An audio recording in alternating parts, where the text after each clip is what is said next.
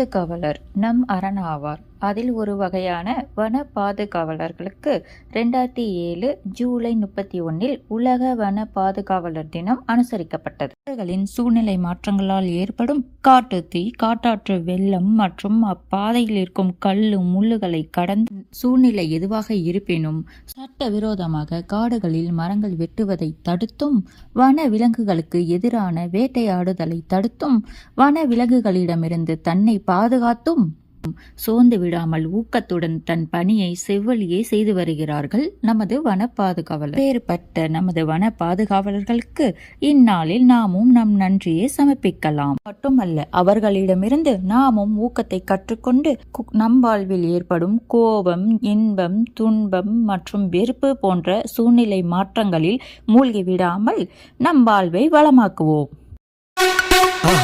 மறக்காம சர்ப்ரைஸ் பண்ணுங்க. தேங்க்யூ.